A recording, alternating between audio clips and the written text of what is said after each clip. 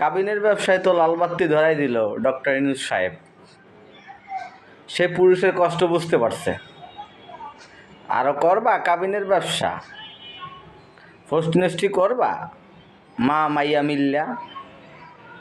কাবিন করতে গেলে 5 লাখ, 10 লাখ, 3 লাখ চাওয়া যাইবে, ফন্দের মধ্যে যাইবে, ফন্দের মধ্যে দিয়ে দিচ্ছে। কোনো মেয়ে যদি তার স্বামীকে তালাক দিয়া দেয়, মানে ছাইরা দেয়,